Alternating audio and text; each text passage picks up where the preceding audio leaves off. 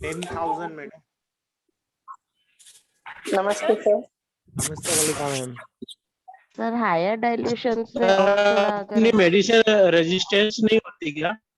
जी hello sir, अपनी medicine resistance नहीं होती जैसे एलोपैथी की बिल्कुल होती नहीं है, होती प्रभाकर सर। जैसे अपन 5000 ये नहीं, बिल्कुल नहीं होती। ये तो बहुत डीप डीप में जाके काम करती है, इसीलिए तो इसको महीने में केवल एक बार दिया जाता है। ज्यादा दोने पे एग्रावेट करती है। मैंने बोला ना, मैंने कोशिश किया ज्यादा देने से, नुकसान हो गया पेशेंट को, तो फिर मैंने रिड्यूस किया। S1 के ग्लोबल्स 1000 ग्लोबल्स उसको एक गिलास पानी में डिजोल्व करके उसको पिलाया, जब जाके रिजल्ट मिला उसको। ठीक है ना सर? ये में संजीवनी, गुड इवनिंग सर। संजीवनी दे सकते हैं सर? संजीवनी बिल्कुल नहीं। Good evening Harish sir. संजीवनी आप जितना तेज, जितना बॉडी तेज, पेन के हाँ बिल्कुल आप जल्दी जल्दी दे, हर घंटे पे दे। 2 या 3 दिन में पेन बंद हो जाता है। ठीक है सर नमस्कार। नमस्ते सर। ठीक है गुड इवनिंग सर। संजीवनी की एमएल पे ग्लोबल से नहीं बना सकते क्या? जैसे 400 ml में पूरी बॉट को डाल दिया जाए, फिर एमएल नहीं नहीं नहीं ग्लोबल से बना दिया नहीं, जाए, वो बैक पोटेंशियल आरएस में डाल के। क्या क्या मिला हुआ है मुझे नहीं मालूम। वो कहते हैं RS में बनाओगे तो रिजल्ट नहीं आएगा, आप डिस्टिल वाटर में बनाओगे तो रिजल्ट बहुत अच्छा आएगा। ठीक है वो लगता है आरएस नहीं है सर, वो डिस्टिल वाटर लगता है। हाँ, वो तो डिस्टिल वाटर है, मैंने चखा, वो तो प्योर पानी है। मैंने 10 ml हाँ। पी के देखा। 10 ml तो पीने फिर के कहाँ बाद से होगा? दूसरे दिन 10 ml पीने के बाद में पूरा पेट साफ हो गया मेरा। मैं समझ गया कि एनर्जी है। ठीक है हाँ, लेकिन वो एमएमपी नहीं बनेगा सर। हाँ बिल्कुल नहीं बनेगा सर वो। எல்லாருக்கும் சொல்றேன் நான் பொதுவா மைண்ட்ல। चलिए दोस्तों शुरू करते हैं हम लोग। आज हमारा पिछला चूक गए थे हम लोग। एक दिन मैंने टॉपिक लिखा था और टॉपिक लिखने के बाद में गायब हो गया था वो, क्योंकि हम लोग लंबा खींच दिए थे, तो लंबा खींचने की वजह से वो छूट गया था। एमालाइडोसिस। दोस्तों एमालाइडोसिस जो है आज के समय में बहुत ज्यादा देखने को मिल रहा है। आप लोग जब लेबोरेटरी का इन्वेस्टिगेशन डालते हैं तो उसमें आपको बहुत सारी चीजें देखने को मिलेगी। एमाइलोइडोसिस जो होता है एक ऐसी कंडीशन होती है जिसमें ऑर्गन या टिश्यूज में दोस्तों एबनॉर्मल टाइप का जो प्रोटीन होता है वो कहीं ना कहीं डिपॉजिट होने लगता है, जिसे हम एमोलाइड कहते हैं। एमोलाइड, एमोलाइड का मतलब होता है किसी भी लेयर पर, किसी भी टिश्यू के अंदर प्रोटीन का डिपॉजिशन हो जाना और मसल्स का हार्ड हो जाना। ठीक है, और इस कंडीशन में प्रोटीन बुल्डअप करने लगता है, यानी वहां पर प्रोटीन बनने लगता है। प्रोटीन कहाँ बनेगा आप लोगों को पता है दोस्तों। इसीलिए दोस्तों जब ऐसा होता है तो उस ऑर्गन या टिश्यू का शेप ही नहीं। ठीक है, अब आप देखो कहीं पर प्रोटीन बन रहा है तो आपको पता लगेगा वहां हार्डनेस आ गया। हार्डनेस आ गया तो क्या उसका आकार पहले जैसा रहेगा? नहीं दोस्तों, वहां पर उसका आकार एबनॉर्मल हो जाता है। ठीक है, और जब उसका आकार एबनॉर्मल हो जाएगा दोस्तों तो वर्क भी डेफिनेटली प्रभावित करेगा, और जब वर्क प्रभावित हो जाएगा दोस्तों तब वहां पर एमाइलोइडोसिस एक सीरियस हेल्थ प्रॉब्लम के रूप में डेवलप होता है दोस्तों, जो ऑर्गन को फेलियर करके जान का खतरा भी पैदा कर सकता है। ठीक है, यानी कहीं पर भी किसी ऑर्गन या टिश्यू के लेवल पर प्रोटीन डिपॉजिट होने लग गया तो न केवल उस ऑर्गन का शेप बिगड़ जाएगा, इवन उसका वर्क भी बिगड़ जाएगा। जब शेप और वर्क बिगड़ता है दोस्तों तो जो ऑर्गन को फेलियर कंडीशन में लेकर चला जाता है, यानी वहां पर जान का खतरा पैदा कर देगा दोस्तों। और जब ये कंडीशन डेवलप होती है तब हमें सुरक्षित पेशेंट को बचाने के लिए वहां पर दोस्तों लास्ट प्रोटोकॉल S6C6YB D4 या D5 में चलाना पड़ता है।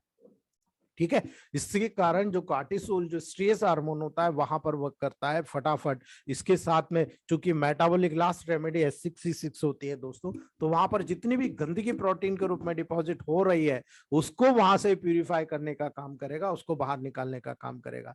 इसीलिए हमको केवल और केवल यहाँ कारण समझने की जरूरत है, केवल उस ऑर्गन को देखने की जरूरत है जिस ऑर्गन के लेवल पर हम जान ले कि हाँ ये पर्टिकुलर ऑर्गन है और इस ऑर्गन में ये पर्टिकुलर कारण है और इस कारण के कारण एमाइलोइडोसिस डेवलप हो रहा है, यानी वहां पर मसल्स या टिश्यूज के लेवल पर प्रोटीन का डिपोजिशन हो रहा है। ये चीज हमको देखने को मिलती है, यानी बहुत सारे अलग अलग आप प्रोटीन्स देखोगे एमाइलोइड के फॉर्मेशन और उसके डिपोजिशन को बढ़ाने का काम करते हैं। डिफरेंट टाइप के प्रोटीन्स होते हैं जो हर ऑर्गन के लेवल पर प्रोटीन अलग अलग होता है और उसी के अकॉर्डिंग दोस्तों वहां पर हमको प्रोटीन का डिपोजिशन भी अलग अलग देखने को मिलता है। लेकिन केवल कुछ ही प्रोटीन की बात करें दोस्तों तो बहुत ही महत्वपूर्ण हेल्थ प्रॉब्लम के साथ जुड़े होते हैं, बहुत बहुत हेल्पफुल हमको मिलते हैं दोस्तों। और ऐसी कंडीशन में प्रोटीन के प्रकार आप देखोगे और वहां पर जहां पर ये कलेक्ट हो रहा है उस ऑर्गन के अनुसार ही एमाइलोइडोसिस का प्रकार डिटरमिन करता है दोस्तों। यानी कौन सा ऑर्गन है, उसका कौन सा प्रोटीन है, और उस प्रोटीन के अकॉर्डिंग एमाइलोइडोसिस का जो कारण होता है, जो डिटरमिनेशन होता है, उसी के अकॉर्डिंग होता है दोस्तों। तो एमाइलॉइड कहीं पर भी एक एरिया में या पूरी बॉडी में ही एमाइलॉइड डिपॉजिट हो सकता है। याद रखिएगा इस बात को, क्योंकि आपको जब मैं केसेस का उदाहरण बताऊंगा तो आपको समझ में आएगा दोस्तों। ठीक है, एक पर्टिकुलर एरिया में एक बात कर ले हम कि हाँ भाई ये एरिया बहुत ज्यादा प्रभावित हो रहा है, डेफिनेटली उस एरिया में डेवलप हो सकता है, लेकिन ये भी कहा जाता है कि ये पूरी बॉडी में भी उसी प्रकार से एमाइलोइडोसिस को डेवलप कर सकता है। कॉमन रूप से हमको देखने को मिलता है, और यही कारण है दोस्तों पूरी बॉडी में एमाइलोइडोसिस का डिपॉजिट वहां पर हो जाता है। यही कारण है दोस्तों, कई प्रकार के एमाइलोइडोसिस होते हैं, जैसे प्राइमरी, जिसको हम बोलते हैं दोस्तों सिस्टमिक एल एमाइलोइडोसिस। ठीक है, प्राइमरी एमाइलोइडोसिस या सिस्टमिक एएल के नाम से जाना जाता है दोस्तों। अब आपको मैं बता दूं, बिना किसी ज्ञात कारणों के उत्पन्न होता है दोस्तों। अभी तक इतने रिसर्च के बाद में भी जाना नहीं जा चुका कि इसका कारण क्या है दोस्तों, किंतु ये जरूर बताना शुरू कर दिया गया है साइंटिस्ट के द्वारा दोस्तों कि ये उन लोगों में दिखाई देता है जिन्हें ब्लड कैंसर होता है दोस्तों। जिन लोगों में आगे जाकर ब्लड कैंसर होता है उनमें एमाइलोइडोसिस बहुत तेजी के साथ दिखता है, किंतु इसके साथ में जैसे मल्टीपल माइलोमा, जो मल्टीपल माइलोमा का केस होता है वो बहुत कॉमन रूप से एमाइलोइडोसिस के कारण डेवलप होता है दोस्तों। इसीलिए ये मोस्ट कॉमन प्रकार का एमाइलोइडोसिस होता है दोस्तों, जो सिस्टमिक एल का मतलब होता है जो पूरी बॉडी को प्रभावित कर सकता है। यह सिंगल ऑर्गन तक ही सीमित नहीं है, पूरी बॉडी को प्रभावित कर सकता है दोस्तों। यानी कि जो बॉडी या ऑर्गन जो ज्यादातर प्रभावित होते हैं, आपको याद रखना है दोस्तों इन मेजर ऑर्गन, और याद रखिएगा कारण के ऊपर। यहां पर मैंने मेडिसिन यहां पर जो सिलेक्ट करी ना, क्यों सिलेक्ट करी, क्योंकि पहला कारण अगर आप देखोगे किडनी, दूसरा देखोगे हार्ट, तीसरा देखोगे लीवर, चौथा देखोगे इंटेस्टाइन। ठीक है, और कुछ नर्व्स का भी यहां पर कनेक्शन होता है दोस्तों। तो जब इन 5 चीजों को देखोगे तो यहां से यहां तक आप आ जाओ, आपको समझ में आ जाएगा कि हम लोगों ने प्रोटोकॉल्स में ये शामिल क्यों किया है दोस्तों। किडनी हो, हार्ट हो, लीवर हो, इंटेस्टाइन हो, और कुछ नर्व्स की बात करें दोस्तों, वहां पर टिपिकल उनके स्ट्रक्चर में डैमेज हो रहा है, इसीलिए हमने यहाँ C5 का रोल अदा किया है दोस्तों। C5 को हमने ऐड किया है दोस्तों। एल का मतलब अगर आप समझेंगे, एमाइलोइडोसिस एल का मतलब होता है दोस्तों एमाइलॉइड लाइट चेन्स। एल का मतलब होता है एमाइलॉइड्स लाइट चेन्स, यानी हल्की चेन वाले प्रोटीन्स होते हैं दोस्तों। और ये प्रोटीन का वो प्रकार होता है जिससे इस प्रकार का एमाइलोइडोसिस डेवलप होता है, और बहुत आसानी से सिंपल फॉर्म में किसी को भी हो सकता है दोस्तों। जिन लोगों का माउथ टू एनस तक का GIT डिस्टर्बेंसेस होता है, और जिनमें कहीं ना कहीं जेनेटिक म्यूटेशन हो जाता है, जिनमें कहीं ना कहीं ऐसी कॉम्प्लिकेशन डेवलप हो जाती है, जिनमें multiple organic diseases with metabolic disorder develop होता है, तो ऐसी कंडीशन में बड़ी आसानी से प्रोटीन का मेटाबॉलिज्म प्रभावित हो जाएगा। वहां पर कार्बोहाइड्रेट और फैट का मेटाबॉलिज्म तो प्रॉपर होगा, लेकिन प्रोटीन का मेटाबॉलिज्म नहीं हो पाएगा, कम हो जाएगा। तो ऐसी कंडीशन में प्रोटीन पूरी बॉडी में डिपॉजिट होने लगता है, और जब डिपॉजिट होने लग जाएगा दोस्तों तो डेफिनेटली आप मान के चलिए AL टाइप का एमाइलोइडोसिस यानी एमाइलोइडिक लाइट चेन्स जो होता है बहुत ज्यादा आपको देखने को मिलता है आज की कंडीशन में दोस्तों।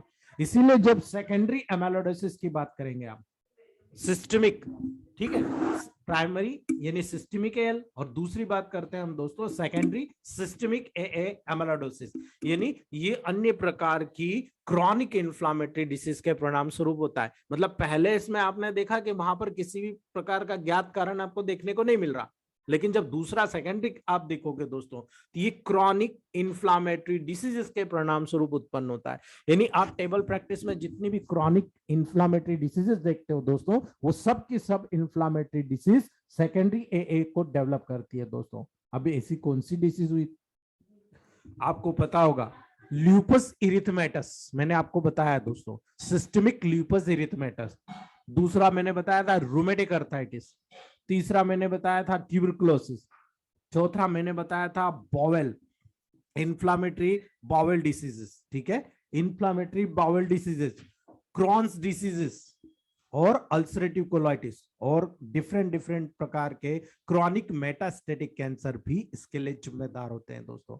यानी अगर आप देख रहे हैं कि ये सारे कारण जो लंबे समय तक किसी को रहते हैं तो क्रॉनिकली आपको देखने को मिलेगा दोस्तों, यानी वहां पर डेफिनेटली ये इन्फेक्शंस देखने को मिलती है। इसीलिए ये spleen, kidneys, liver, adrenal gland और लिम्फ नोड को डायरेक्टली प्रभावित करता है दोस्तों। मतलब spleen, kidney, liver, adrenal gland और लिम्फ नोड्स को प्रभावित करता है। अगर हम इस चीज को देखें तो ये आपका 4 नंबर का जो प्रोटोकॉल, ये डायरेक्टली क्यूर करने का काम करेगा दोस्तों, डायरेक्टली प्यूरिफाई करने का काम करेगा किडनी के लेवल को। इसीलिए प्रोटीन से जहां पे रिलेशन आता है, किडनी को मत भूलिएगा दोस्तों।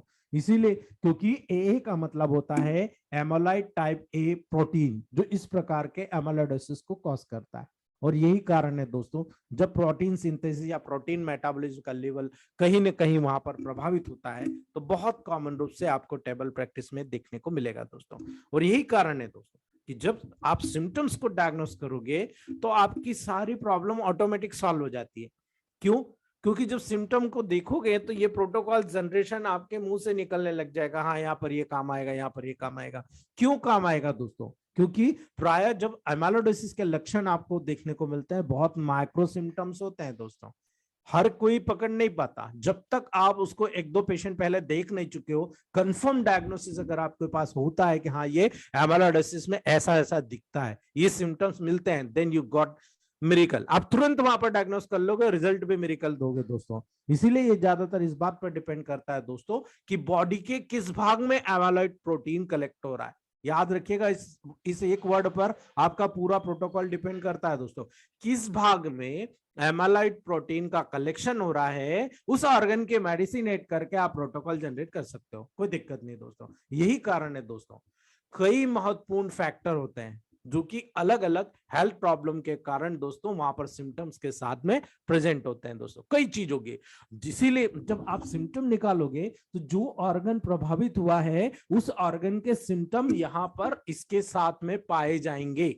याद रखिएगा, मान लो इंटेस्टाइन मौजूद है, इंटेस्टाइन के सिम्टम पाए जाएंगे, ठीक है। अगर लीवर मौजूद है, लीवर के सिम्टम पाए जाएंगे। अगर स्प्लीन मौजूद है, स्प्लीन के सिम्टम पाए जाएंगे। किडनी मौजूद है, देन किडनी के सिम्टम पाए जाएंगे दोस्तों। तो यहाँ पर सबसे पहले जब आप एमाइलोइडोसिस का लेवल देखते हो ना, तो सबसे पहले आपकी आंखों के सामने आ जाएगा, पेशेंट बोलेगा सर पहले मेरा कलर अलग था, अभी मेरा कलर अलग है। यानी स्किन के कलर में चेंजेस होना डायरेक्टली लिंक करता है कि हाँ this is a case of amyloidosis, यानी चेंज इन स्किन कलर। जब यही कलर पेशेंट बोलता है कि पहले मुझे बहुत अच्छा स्टूल आता था, मुझे बिल्कुल बचपन से वैसा ही स्टूल पास होता है, लेकिन आज के समय में मैं देख रहा हूं मेरे स्टूल का कलर बिल्कुल क्ले कलर का हो गया, यानी बिल्कुल क्ले, मिट्टी के जैसा स्टूल का कलर आ रहा है। तो ये आप टिपिकली समझ लीजिए कि आपके पेशेंट को एमाइलोइडोसिस डेवलप हो चुका है, ठीक है। नॉर्मली ये दो चीज से ही आपको समझ में आ जाएगा, स्किन का कलर चेंज होना, स्टूल का कलर के कलर होना, ये दो सिम्टम सबसे कॉमन है। और तीसरा, जब प्रोटीन इन्वॉल्वमेंट हो रहा है, डिपोजिशन हो रहा है, तो आप डेफिनेटली याद करिए कि जब अगर मसल्स में प्रोटीन कम हो जाएगा तो क्या आपका बॉडी वर्क कर पाएगा, ठीक है। तो यहां पर तो प्रोटीन बहुत ज्यादा डिपॉजिट हो रहा है, तो मसल्स का जो हार्डनेस हो जाएगा, ऐसी कंडीशन में दोस्तों क्या आपका मसल्स काम कर पाएगा? इसीलिए आपको थकान लगने लग जाएगी, फटिग होना लग जाएगा दोस्तों। यानी सिंपल सी बात कहने की है कि अगर प्रोटीन का कम भी होना तो वो भी नुकसानदायक, ज्यादा होना वो भी नुकसानदायक। यानी यहाँ पर दोस्तों परिपूर्णता की भावना आ जाएगी, यानी फीलिंग ऑफ फुलनेस, यहाँ पर फुलनेस की फीलिंग आपको देखने को मिलेगी कि बहुत ज्यादा फुलनेस यहाँ पर डेवलप हो रहा है। और यही कारण है दोस्तों, फुलनेस की फीलिंग यहाँ पर परिपूर्णता की भावना डेवलप हो जाएगी। और यही कारण है, जब ये कंडीशन होगी तो मसल्स में जब इंप्रूवमेंट होता है दोस्तों, किसी प्रकार का मसल्स में फंक्शन डिफॉर्मेंट होगा तो लिगामेंट और टेंडन पे तो सबसे पहले लोड आएगा, और जब आएगा तो जॉइंट पेन आपको देखने को मिलेगा, यानी जोड़ों में दर्द। यहाँ पर दोस्तों अगला सिम्टम हमको कॉमन रूप से देखने को मिलेगा। और जब ये कंडीशन आ रही है तो आप ब्लड लेवल पर जाएंगे दोस्तों, तो लो रेड ब्लड सेल काउंट आपको मिलेगा, यानी आरबीसी काउंट आपको कम मिलेगा, अर्थात डेफिनेटली आपको एनीमिया देखने को मिलेगा दोस्तों। और जब एनीमिया होगा तो ऐसी कंडीशन में फटिग तो आपको होना ही है दोस्तों, थकान आना ही है, लो ग्रेड फीवर आपको आना ही है, बॉडी एक आपको आना है, पूरा हेडेक होना आना है, चक्कर वर्टिगो आपको होना है दोस्तों। तो ये सारे सिम्टम अकॉर्डिंग टू ऑर्गन्स, कौन से ऑर्गन या कौन से फंक्शंस की डिस्टर्बेंसेस हुई है उसी के अकॉर्डिंग आपको सिम्टम देखने देखने को मिल जाएंगे। और यही कारण है सांस लेने में कठिनाई, डिफिकल्टी इन ब्रीदिंग, आपको शॉर्टनेस ऑफ ब्रीथ के रूप में दोस्तों, यानी सांस गहरी गहरी नहीं लेगा, लंबी लंबी नहीं, बिल्कुल छोटी छोटी छोटी सांसें आपको आने लग जाएगी, यानी शॉर्टनेस ऑफ ब्रीथ वहां पर आपको देखने को मिलेगा दोस्तों। और यही कारण है जब ये सिम्टम्स आते हैं, आपको वहां पर सिम्टम पेशेंट का जब एग्जामिनेशन करोगे, बोलोगे आ करो, जीवान बाहर निकालो, जैसे जीवान देखते हो आप लोग समझ जाओगे स्वेलिंग ऑफ द टंग देखने को मिल रहा है, means this is the best protocol. यहां पर स्वेलिंग ऑफ द टंग इसलिए देखने को मिला कि एमाइलोइडोसिस किसी और पार्ट में, और उसके बाद स्वेलिंग ऑफ टंग जब देखने को मिला तो tingling and numbness in legs and feets with swelling देखने को मिलेगा दोस्तों, यानी पूरे लेग्स में टिंगलिंग, झुंझुनी, सुन्नपन, नंबनेस पूरे लेग्स और फीट तक आपको देखने को मिलेगा। और जब ये कंडीशन देखने को मिलेगी आपका डायग्नोसिस परफेक्ट हो जाएगा। This is the case of any problem which is link for muscles and bones, ठीक है, तब वहां पर आपका लिंक बनेगा कि ये डेफिनेटली मसल से जुड़ा हुआ है, मतलब एमाइलोइडोसिस डेवलप हो गया है। जब पेशेंट बोलता है मैं किसी चीज को पकड़ने की कोशिश कर रहा हूं, ये पकड़ा मैंने लेकिन ये तो छूट गया मेरे हाथ से, ठीक है, यानी वीक हैंड ग्रिप, आपके हाथ की जो पकड़ हो जाएगी बहुत ढीली हो जाएगी, आप किसी भी लेवल को पकड़ नहीं पाओगे दोस्तों, और पकड़ नहीं पाओगे तो सीधा आप ध्यान रखो ये एमाइलोइडोसिस डेवलप हो चुका है दोस्तों, ठीक है, बहुत ज्यादा वीकनेस हो जाएगी, कमजोरी, आपको समझ में आ ही रहा है। प्रोटीन अगर वहां पर कम या ज्यादा क्वांटिटी में होता है तो सबसे ज्यादा वीकनेस महसूस होती है दोस्तों, यहाँ पर वीकनेस हो जाएगी, ठीक है, और यही कारण है दोस्तों जब प्रोटीन का डिपोजिशन होगा तो वेट लॉस भी वहां पर होने लग जाएगा, यानी वजन की कमी हो जाएगी। क्यों? क्योंकि ये एबनॉर्मल प्रोटीन है, नॉर्मल प्रोटीन नहीं है, एबनॉर्मल प्रोटीन है, और इसीलिए दोस्तों वजन की कमी यानी वेट लॉस आपको वहां पर देखने को मिलेगा, बहुत सीवियर कंडीशन में देखने को मिलता है दोस्तों। और यही कारण है दोस्तों एमाइलोइडोसिस के डायग्नोसिस के लिए फिजिकल एग्जामिनेशन के साथ पूरी मेडिकल हिस्ट्री की जानकारी आपको लेना पड़ेगी दोस्तों। कंप्लीटली मेडिकल हिस्ट्री आप वहां पर देखिए, और जब कंप्लीटली मेडिकल हिस्ट्री आप ले लेते हो और ब्लड टेस्ट कराते हो दोस्तों, तो एमाइलोइडोसिस का डिटेक्शन दोस्तों वहां पर आप कर लेते हो, ठीक है।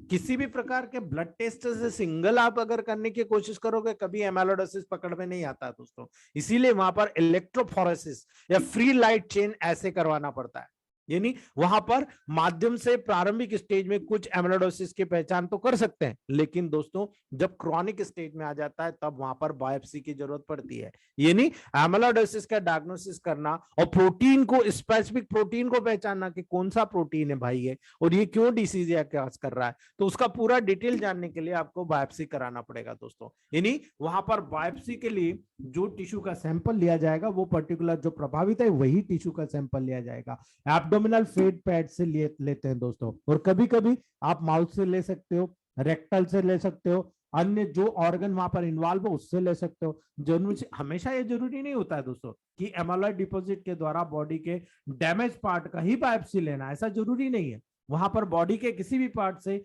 जब आप पर्टिकुलर एरिया जो अफेक्टेड होता है वहां से अगर स्किन में फैट डिपॉजिट निकालोगे दोस्तों तो उसमें डेफिनेटली आपको एक अलग ही चेंजेस देखने को मिलेगा, यानी ऑर्गन के फंक्शन को देखने के लिए दोस्तों वहां पर एक अलग ही चीज आपको देखने को मिलेगी। इसीलिए जब आप इसका कोरिलेट करोगे, ब्लड टेस्ट करा लो, यूरिन टेस्ट करा लो, जितनी इमेजिंग टेस्ट होती है, सीटी स्कैन, एमआरआई करा लो, आपको डिफरेंट अलग से नजर आ जाता है दोस्तों। इसीलिए पर्टिकुलर एमाइलोइडोसिस को आजकल का मॉडर्न साइंस में बहुत आसानी के साथ कवर कर रहा है दोस्तों। तो फिर हम तो इलेक्ट्रोहोम्योपैथ फिजिशियंस हैं दोस्तों, हम लोग मॉडर्न साइंस के जो कंप्लीट साइंस के रूप में धीरे धीरे डेवलप होता जा रहा है दोस्तों। और जब इस कंप्लीट साइंस की बात करते हैं तो एमाइलोइडोसिस का दोस्तों जब आप S1C1G या S1C5G की बात करेंगे दोस्तों, तो ये ऐसा प्रोटोकॉल है जो पूरी बॉडी की डीपली स्टेज तक काम करेगा। तो S1 यूनिवर्सल रेमेडी, C1 उसका सबसे बड़ा सपोर्टक, और G दोस्तों वहां पर सबसे बेटर हीलिंग रेमेडी। तो ये फर्स्ट में सिलेक्ट होता है, लेकिन जब आपको लग रहा है कि नहीं काफी पुराना हो चुका है,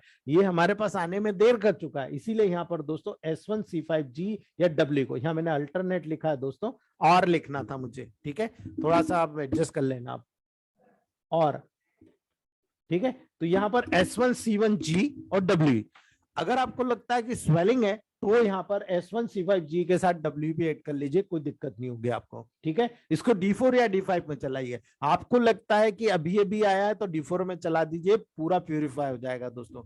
लेकिन आपको लगता है कि नहीं ये काफी क्रॉनिक हो चुका है, आपको थोड़ा सा कंफ्यूजन है, अब देन चूज D5 में लीजिएगा दोस्तों।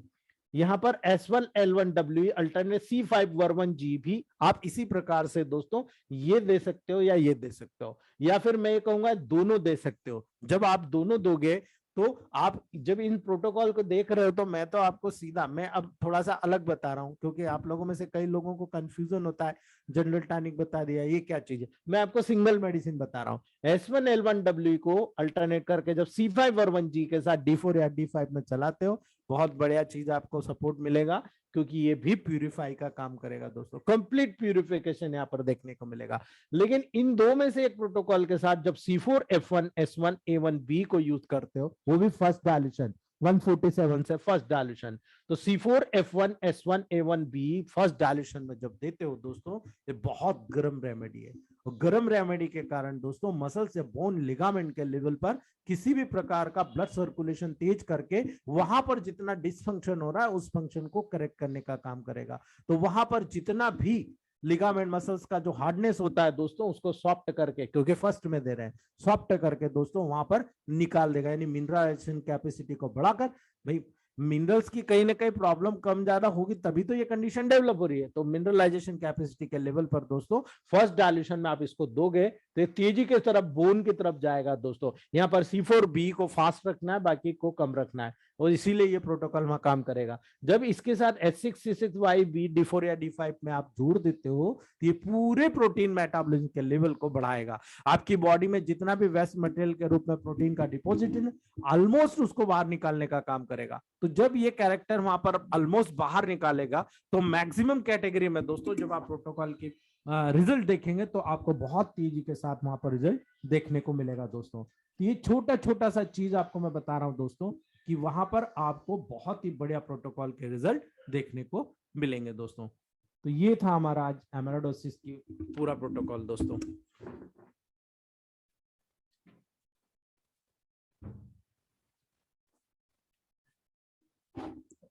उम्मीद है आप लोगों को समझ में आ गया होगा।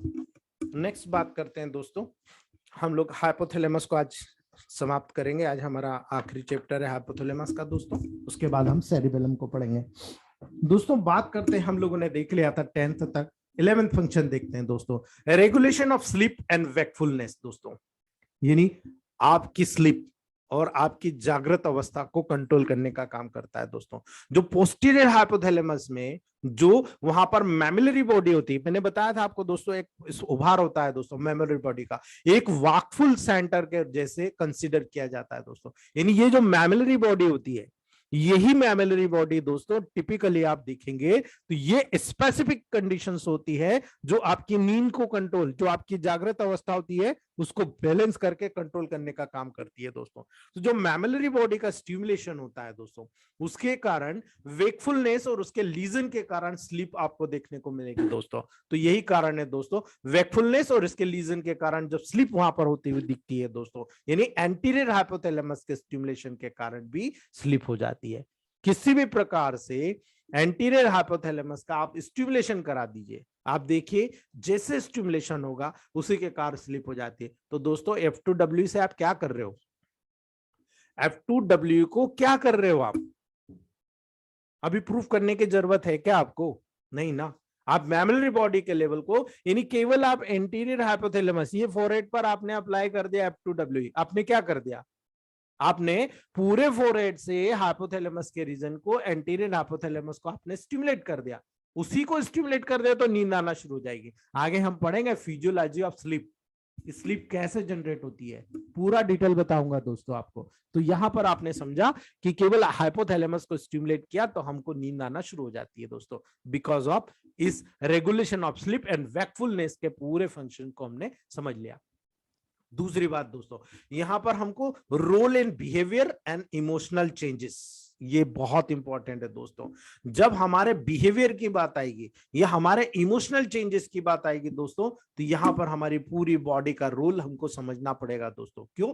क्योंकि यहाँ पर रिवार्ड सेंटर होता है, यहाँ पर पनिशमेंट सेंटर होता है। ये दोनों सेंटर हमेशा हमको याद रखने को मिलेगा दोस्तों। यानी एनिमल्स और ह्यूमन बींग्स का जो बिहेवियर होता है ना, किस पे डिपेंड करेगा? मोस्टली हाइपोथैलेमस में दो रिस्पॉन्डिंग सिस्टम होते हैं दोस्तों, जो लिम्बिक सिस्टम के अन्य स्ट्रक्चर के साथ अफेक्टेड होते हैं दोस्तों। जो लिम्बिक सिस्टम होता है, हम पढ़ेंगे आगे लिम्बिक सिस्टम, उसको यहाँ पर ये दोनों स्ट्रक्चर कोऑर्डिनेट होकर काम करते हैं दोस्तों। यानी अन्य स्ट्रक्चर जब वहां पर प्रभावित हो जाएंगे दोस्तों, तो मान के चलिए ये दोनों सिस्टम एक दूसरे के अपोजिट एक्ट करता है, यानी एक इधर जा रहा है तो एक दूसरी तरफ जा रहा है दोस्तों। इसीलिए हमें यहाँ पर ये पता होना चाहिए कि एक सिस्टम क्या कर रहा है तो दूसरा डेफिनेटली उसके विपरीत काम करेगा। इसीलिए दोस्तों बिहेवियर और इमोशनल चेंजेस यहाँ पर डेवलप कर सकता है। आपने कभी सोचा, मैं कहता हूँ भूत चुड़ैल को भी हम कंट्रोल कर सकते हैं।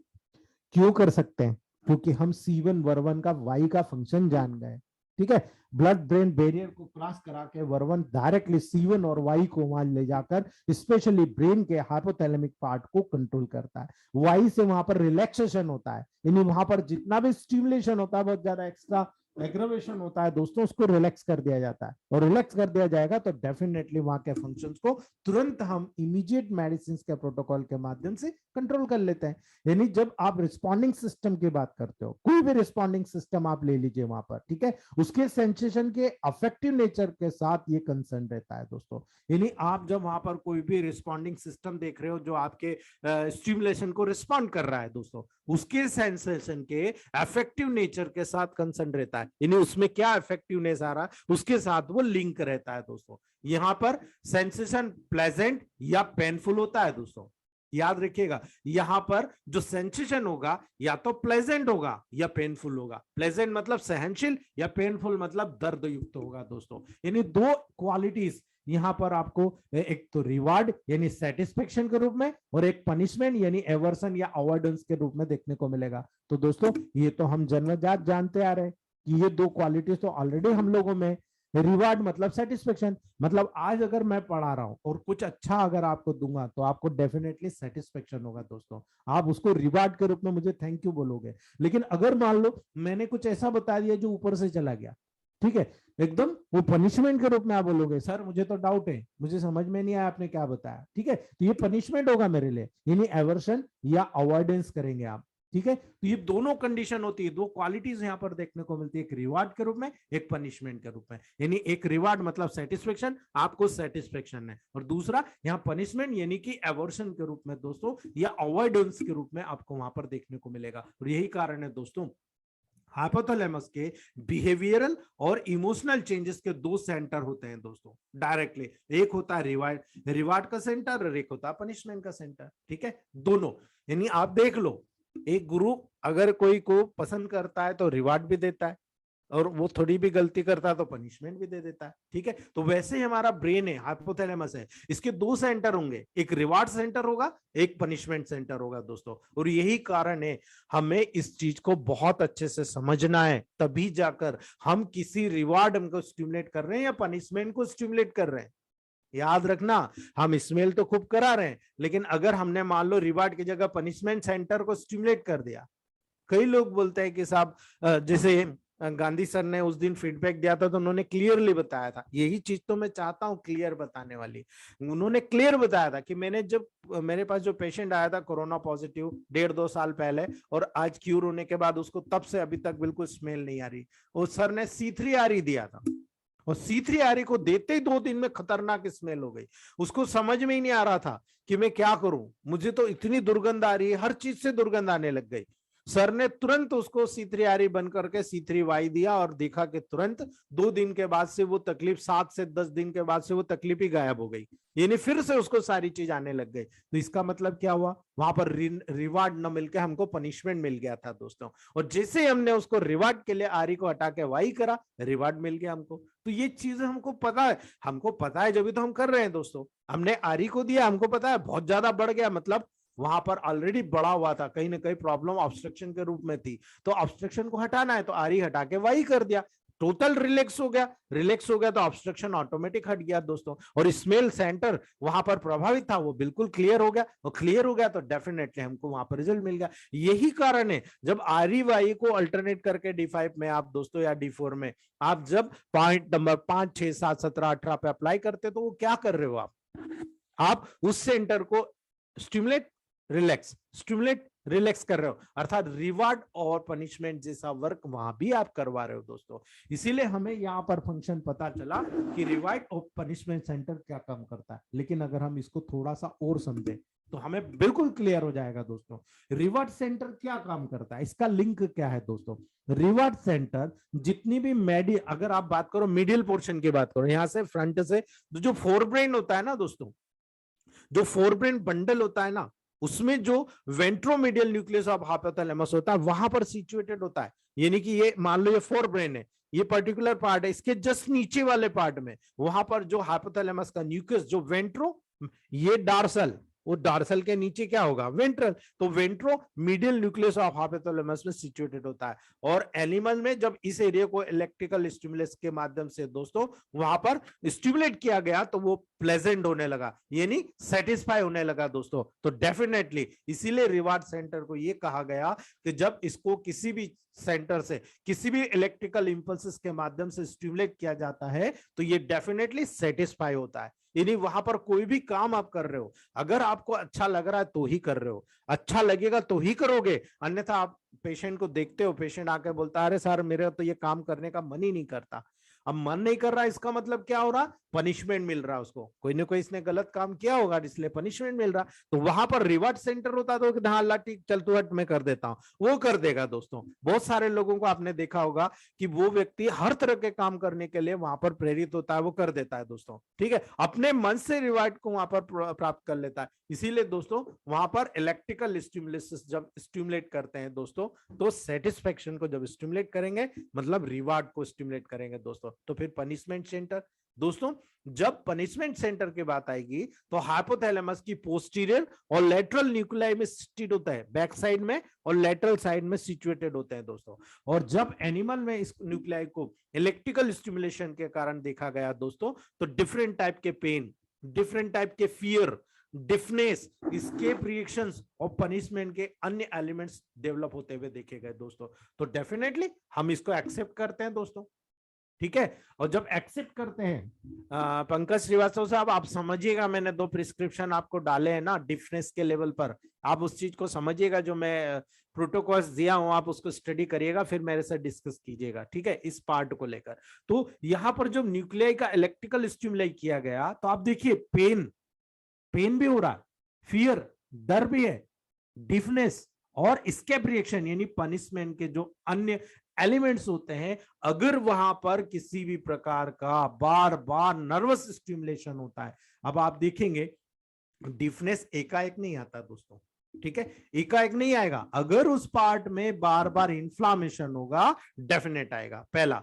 दूसरा, अगर एज फैक्टर होता है तो एज फैक्टर के कारण नर्व का जो फंक्शन होता है धीरे धीरे स्लो डाउन होता है, तो नर्व के फंक्शन में कोई गड़बड़ी होगी तो आएगा। कोई एक्सीडेंटल केस होगा तो एक्सीडेंटल केस में नर्व क्या होता है, मान लो किसी का सिर टकराया तो क्या हुआ, एकदम से सिर हिल गया। अब सिर हिला तो अंदर भी तो ऑर्गन हिले होंगे ना, तो मान लो ब्रेन पर्टिकुलर किसी मेनिंजस की वाल से इधर उधर टकराया होगा, ठीक है। दूसरी बात, फ्लूइड बहुत ज्यादा फोर्स के साथ टकराया होगा, आप देखते हो समुद्र के हिलोरे आते हैं, ठीक है, तो कितने बड़ी बड़ी चीजों को टकरा के अपने साथ बहा के ले जाते हैं, फिर तो ये तो ब्रेन है दोस्तों, ठीक है। तो ऐसी कंडीशन में अगर मान लो किसी को ब्रेन में इंजरी हुई है तो क्या ब्रेन एक जैसा काम करेगा, नहीं ना। अब अंदर की इंजरी आपको कैसे पता, अगर आप MRI नहीं कराएंगे, CT स्कैन नहीं कराएंगे, आपको कैसे पता। और जिस समय आपको कराना उस समय नहीं कराया, कुछ समय बाद कराया, फिर क्या कर लोगे आप दोस्तों। तो यही कारण है जब सेरिब्रल पाल्सी डेवलप होता है या सेरिब्रल एट्रोफी डेवलप होता है तो बिफोर टाइम भी हो जाता है, एज के पहले भी हो जाता है, लेकिन एज रिलेटेड आजकल बहुत ज्यादा आफ्टर 45-50 के बीच में बहुत ज्यादा देखने को मिल रहा है दोस्तों, वो एज रिलेटेड होता है। लेकिन अगर इंजुरी के कारण हो, आप मान के चलिए जिस किसी को भी ब्रेन इंजुरी हो दोस्तों, और अगर आपके पास ट्रीटमेंट के लिए आता है, मैं आपसे रिक्वेस्ट करूंगा उसको कभी भी S10 C1 RE देना मत भूलना, मैं आपको फिर से बोल रहा हूं, अगर किसी को ब्रेन के लेवल पर किसी प्रकार की इंजरी होती है, वो उसका फीडबैक बोलता है आपको कि साहब मुझे आज ये तकलीफ हो रही है, डिफनेस हो रहा है, मुझे आंखों से दिखने में प्रॉब्लम आ रहा है, मुझे पर्टिकुलर चीज के प्रॉब्लम आ रही है, तो आपका वहां पर सीधा मस्तिष्क ये चलना चाहिए कि इसके ब्रेन में किसी न किसी प्रकार से लीजन डेवलप हुआ होगा, और उस लीजन के डेवलप होने के कारण यहाँ पर कॉम्प्लिकेशंस के रूप में डेफिनेटली डिफनेस की प्रॉब्लम, डेफिनेटली आईसाइट की प्रॉब्लम, डेफिनेटली मेमोरी के प्रॉब्लम, डेफिनेटली सेरेब्रल एट्रोफी के प्रॉब्लम डेवलप हुई होगी। और जब ये प्रॉब्लम्स डेवलप होती है दोस्तों, इसका डायरेक्ट लिंक हम मानते हैं कि कहीं ना कहीं इसी पनिशमेंट सेंटर के लेवल पर होता है दोस्तों। और जब ये चीज हमको जानने को मिल गई ना, तो हमें तो पता है ना हमको क्या करना है, एक आरी एक वाई। पहले हम आरी देंगे, आरी से रिजल्ट मिलता है तो वाई देंगे, या आप दोनों दे दो, आपके पास अवेलेबल है। जनरल टॉनिक में C1 वर्वन वाई कर दो, ठीक है, या नेचुरल टॉनिक में आप एस्टेन भी डायरेक्ट ब्रेन की तरफ जाएगा। लेकिन अगर आपको लगता है कि हाँ किसी डैमेज का है, तो आप जनरल टॉनिक में C5 वर्वन वाई कर दो।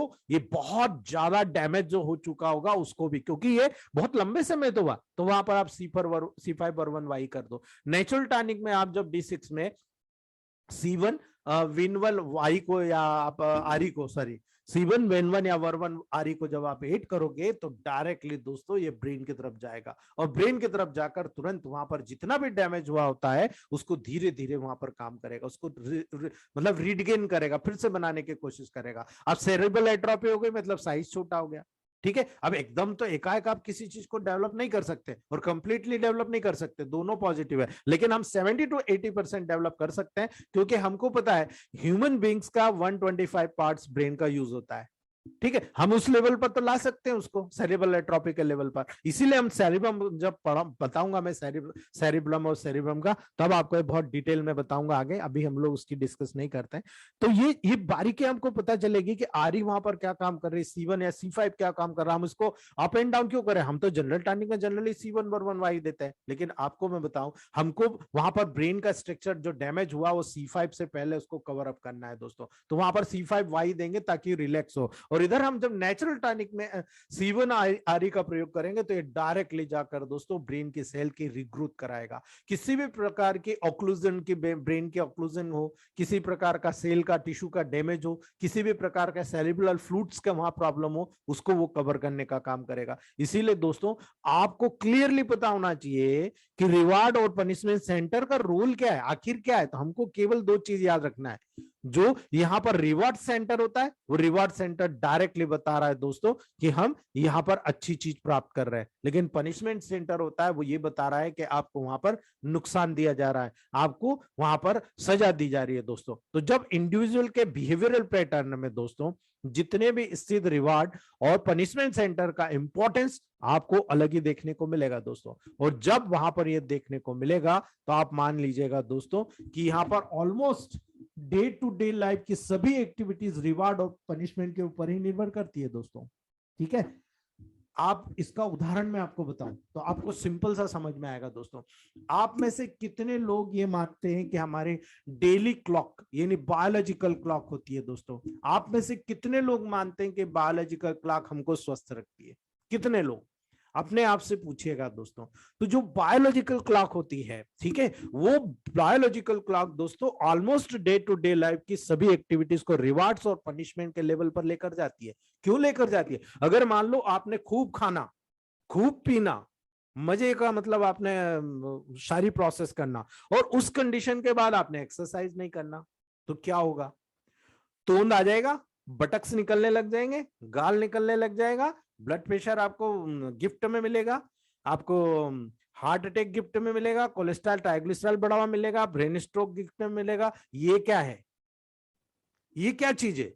ये डेफिनेटली आपकी बॉडी में डे टू डे लाइफ की सभी एक्टिविटीज रिवार्ड और पनिशमेंट के अंतर्गत आती है। तो ये आपको रिवार्ड मिल रहा है कि आपने गलती करी है, और उस रिवार्ड का पनिशमेंट आपको साथ में मिल रहा है दोस्तों, ठीक है। तो यही चीज है। इसीलिए जब कोई कुछ करता है दोस्तों, यदि पर्सन रिवार्डेड होता है या सेटिस्फाइड फील करता है, तो वो ही हो या शी हो, यानी आदमी हो या औरत हो दोस्तों, उसे कंटिन्यूस उस चीज को फील करने की वहां पर सफलता मिलती है। यदि पनिशमेंट मिलता है पेशेंट को दोस्तों, या अनप्लेजेंट फील करता है दोस्तों, तो वो लड़का हो या लड़की हो दोस्तों, उसको करने को वो स्टॉप करता है। यानी सिंपल सी बात है, अगर आप अच्छा करोगे, आपको अच्छा करना है, आपके मन में फीलिंग होगी तो वो रिवार्ड होगी। अगर आपको अच्छा करने की फीलिंग ही नहीं है, आप समझ ही नहीं रहे हो कि आप कितनी बड़ी मुसीबत मोल लेने जा रहे हो। अगर आपका ब्रेन आपके साथ चल रहा है तो आपको रिवार्ड मिलेगा, लेकिन वो सेटिस्फेक्शन के लेवल पर मिलेगा कि हाँ मैं मेरे काम से सेटिस्फाई हूं। ठीक है, आप कितना, मैं आपको यही कहता हूं, आप अपने आप को अपग्रेड करते चलो। ठीक है, जितना साहित्य मिलता है लेते चलो, मेरे से मिल रहा है, किसी और से मिल रहा है, लेते चलो। अपने आप को अपडेट करो। अपने को दूसरे से किसी का क्रिटिसाइज करने में अपने को पनिशमेंट ही मिलेगा, रिवार्ड कभी नहीं मिलेगा दोस्तों। इसीलिए कोई भी कंपनी के मेडिसिन हो यूज करो, ट्राई करो, अगर अच्छा मिलता है तो, नहीं तो बदल लो, कोई दिक्कत नहीं है दोस्तों। तो ये रिवार्ड मिल रहा है, हमको सेटिस्फेक्शन होना चाहिए। हमारा सेटिस्फेक्शन अगर आगे आएगा, हम भी आगे जाएंगे। लेकिन अगर मान लो पर्सन को पनिशमेंट या अनप्लेजेंट फील करता है दोस्तों, तो चाहे वो मेल हो या फीमेल हो, कोई दिक्कत नहीं है। उसको जो भी काम करने का होगा ना दोस्तों, उसका मोशन ही स्टॉप हो जाएगा। ठीक है, आप कितना ही काम दे दो कि नहीं आज तेरे को ये काम करना है दोस्तों, वो टाल मटोली करके वहां से अपना टाइम पास करके निकल जाएगा, लेकिन वो काम नहीं कर पाएगा। ठीक है, ये पनिशमेंट है, ये अनप्लेजेंट फीलिंग है दोस्तों। और यही कारण है दोस्तों, इसीलिए एक पर्सन के बिहेवियरल पैटर्न के डेवलपमेंट में एक बहुत इंपॉर्टेंट रोल प्ले करता है दोस्तों, ये दोनों सेंटर। ठीक है, इसीलिए हमें क्लियरली पता है कि हाइपोथैलेमस ही, अब हमारे ग्रुप में से कोई भी नोबडी कैन, मैं कहता हूं कि कोई भी नो नहीं कहेगा। सारे लोग बोलेंगे आ जान दो केस, हम सब देख लेंगे, क्योंकि हमको पता लग गया।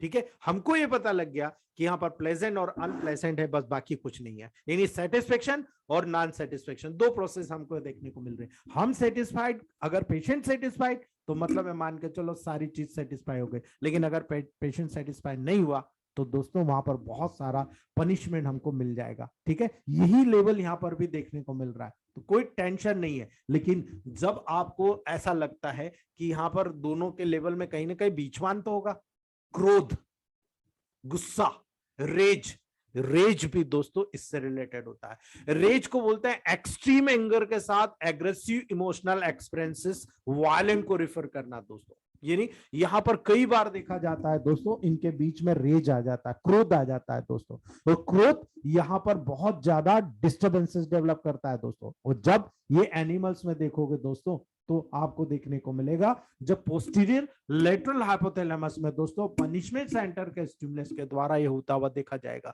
डायरेक्टली वहां पर अगर आपको गुस्सा आ गया कि यार ये बार बार मेरे को कह रहा, मेरे को नहीं करना ये काम, ठीक है, तो डेफिनेटली आप देखते हो लोग मर्डर तक कर देते हैं दोस्तों। जरा से गुस्से में आप देखो 100 रुपए 150 रुपए के लिए कोई का मर्डर हो जाता है, देखा है ना आपने। वो क्या होता है, वो यही रेज होता है। यानी पनिशमेंट सेंटर बहुत ज्यादा स्टिमुलेट कर दिया जाता है और वो क्रोध के लेवल पर होता है। और जो क्रोध होता है दोस्तों, तो यही कारण है दोस्तों, रेज का रिएक्शन एक डिफेंस पोस्चर के डेवलपमेंट के द्वारा एक्सप्रेस होता है दोस्तों। और जब ये डिफेंस पोस्चर के द्वारा डेवलप होता है ना, तो बहुत सारी चीजें आपको वहां पर देखने को मिलेगी one by one.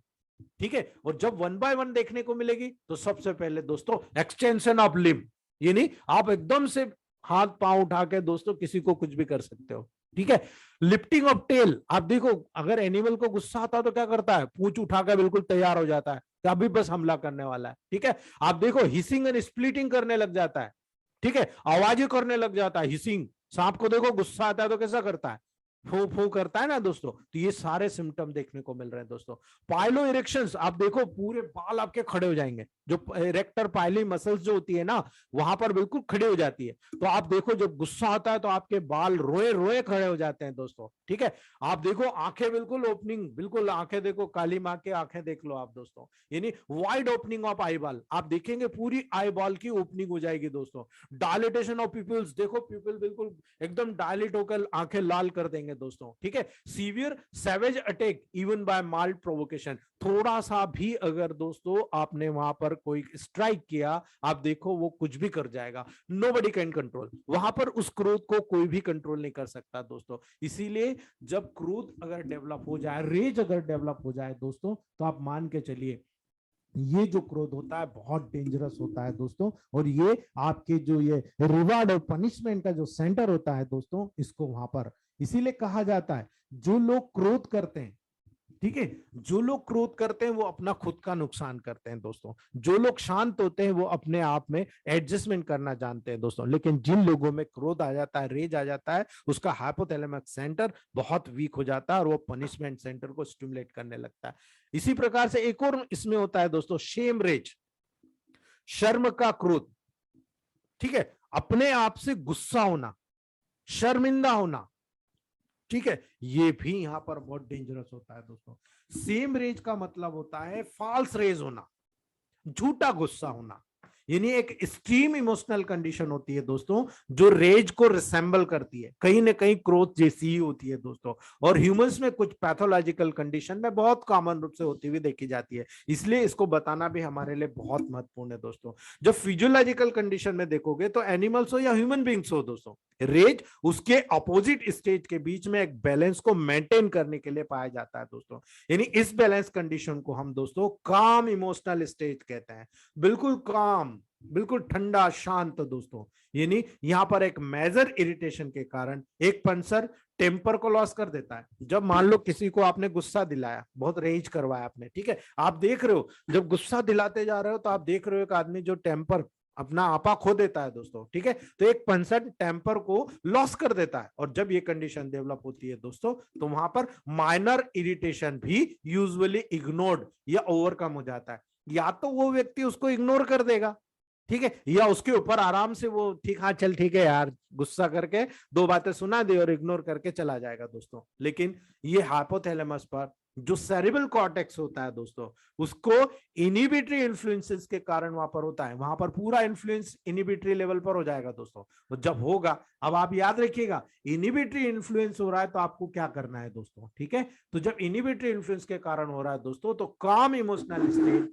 Brain legion के दौरान वहां पर अल्टर्ड हो जाते हैं दोस्तों। जब कभी भी ब्रेन में किसी प्रकार का लीजन कन्वर्ट हो जाता है तो ये पूरा चीज वहां पर अल्टर हो जाएगा। और कुछ केसेस में दोस्तों एक माइल्ड स्टिमुलस भी शेम रेंज को उत्पन्न कर देता है, थोड़ा सा भी स्टिमुलस। यानी आप लोग देखते हो कई लोगों को गुस्सा आया, ठीक है, आया गया, आया राम हो गया तो ठीक है, कोई दिक्कत नहीं। लेकिन जब वो पूरा प्रोसेस शांत हो गया और उसके बाद आप किसी भी व्यक्ति को फिर से वही चीज आप बार बार याद दिला रहे हो दोस्तों, तो हल्का छोटा सा भी स्टिमुलस है ना, शेम रेज को उत्पन्न कर देगा, उसको शर्मिंदा कर देगा कि यार मैंने उसी समय जो भी है फाइनल कर लिया होता तो मुझे ये सुनना नहीं पड़ता दोस्तों। और यही कारण है दोस्तों ये डीकोआर्टिकेटेड एनिमल्स में भी आसानी से उत्पन्न हो जाता है। और यही कारण है दोस्तों जब शेम रेज कॉर्टिकल कंट्रोल के इनिबिटरी इन्फ्लुएंस से हाइपोथैलेमस के रिलीजिंग के कारण होता है दोस्तों। यानी हाइपोथैलेमस में जो सिग्नल्स हैं वो रिलीज हो रहे हैं जो उसको इनिबिट कर रहे हैं। तो आपको क्या करना है दोस्तों, आप क्या करोगे,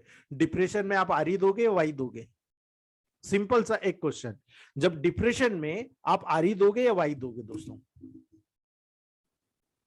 ठीक है, यही कारण है दोस्तों, बहुत बढ़िया, सभी लोगों ने सही बताया, वाई। दोस्तों यही कारण है हाइपोथैलेमस में जब बहुत ज्यादा एग्रेशन हो रहा है, सेम हो रहा है, क्रोध हो रहा है, और जब वहां पर वास्टिंग हो रहा है दोस्तों, बहुत ज्यादा वास्टिंग हो रहा है और आपको पता चल रहा है कि इनिबिटरी स्टेट वहां पर डेवलप हो रही है दोस्तों, तो ऐसी कंडीशन में जब आप वाई को दोगे कुछ समय के लिए रिलैक्स हो जाएगा। वाई देने के बाद में जब पेशेंट का पूरा सिस्टम वहां पर नॉर्मल हो जाता है, देन वी आर स्टार्टेड आरी। उसके बाद जब हम आरी देते हैं दोस्तों तो बहुत सारे सिम्टम्स को हम वहां पर मैजिकली कवर करते हैं। और यही कारण है जब आप वाई और आरी का कॉम्बिनेशन करके देते हो, यानी आपने जनरल टॉनिक में वाई दे दिया और नेचुरल टॉनिक में आरी दे दिया, आप देखेंगे यही दोनों सेंटर यानी रिवार्ड और पनिशमेंट सेंटर को आपने बैलेंस कर दिया। भाई आरी वाई का 5, 6, 7, 17, 18 नंबर पे अप्लाई करते हो, क्या कर रहे हो आप?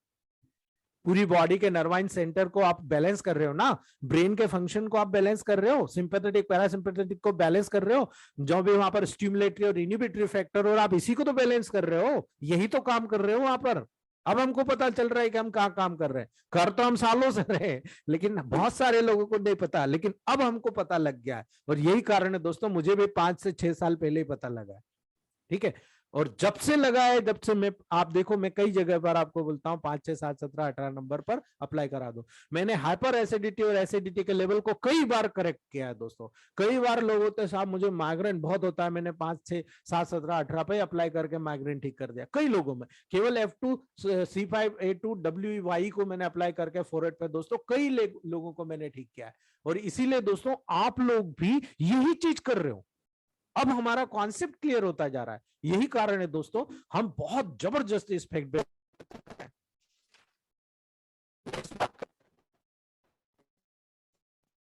यही चीज हम लोग जब आगे लेकर चलते हैं दोस्तों, तो सेक्सुअल फंक्शन को भी रेगुलेट कर रहे हैं दोस्तों। कैसे?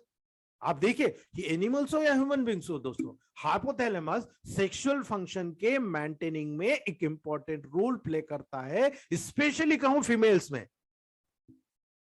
ये मेरा फीडबैक है दोस्तों।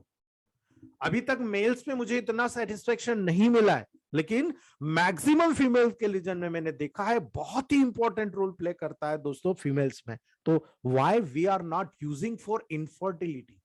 हम इस प्रोटोकॉल को हमारी फैमिली ओपनली चैलेंज करें और हम लोग सारे प्रोटोकॉल के लेवल पर यूज करें। हमारे में जितनी गायनिक डॉक्टर्स हैं, हम लोग, हमारे पास भी आते हैं पेशेंट इनफर्टिलिटी के, बट हमारी गायनिक डॉक्टर्स के पास बहुत ज्यादा आएंगे। आप इस पार्ट को सुनिएगा ध्यान से और इस पार्ट के लेवल पर आप उपयोग करिएगा। C1, C2, C3 ये 3 मेडिसिन का प्रोटोकॉल है। इसमें जो इलेक्ट्रिसिटी अकॉर्डिंग टू कंडीशन आपको लग रहा है कि यहां पर कम है, वाई दे दो, सॉरी कम है आरी दे दो, बढ़ाना है, ठीक है। आपको लग रहा बढ़ा हुआ है, इसको घटाना, वाई दे दो, ठीक है। ये प्रोटोकॉल आप यूज कीजिए। जिसे फैलोपियन ट्यूब ब्लॉकेज हुआ, मैं अब सिंपल सा जो मैंने अभी मैजिक लिया वो मैं बता रहा हूं दोस्तों।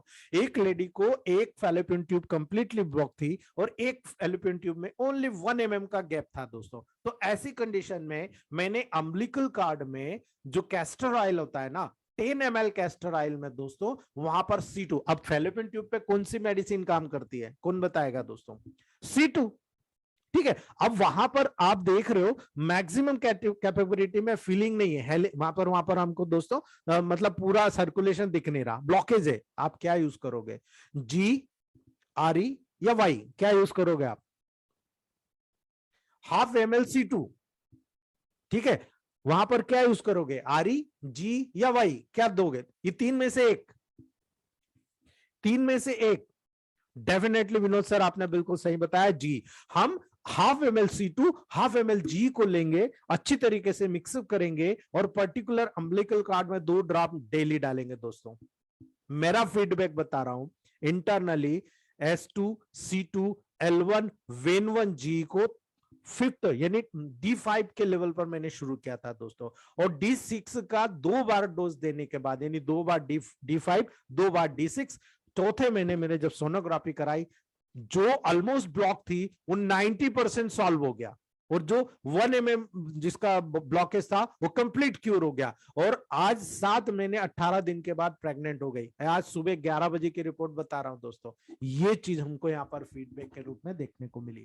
तो ये छोटी छोटी चीजें हमको समझना है दोस्तों। यही चीज हम हाइपरथायराइडिज्म और हाइपोथायराइडिज्म के लेवल पर भी चर्चा करेंगे दोस्तों, वो मैं आपको बाद में बताऊंगा नेक्स्ट चैप्टर में। तो वहां पर भी केवल स्मेल से फायदा हो रहा है दोस्तों, 100%। डॉक्टर सुरेश गांधी सर ने फीडबैक दिया, शैलेंद्र सर ने फीडबैक दिया, डॉक्टर चमन सर ने फीडबैक दिया, ब्रिलियंटली प्रोटोकॉल का रिजल्ट मिला है दोस्तों हाइपोथायराइडिज्म और हाइपरथायराइडिज्म के लेवल पर। इसीलिए हमको ये प्रोटोकॉल याद रखना है दोस्तों।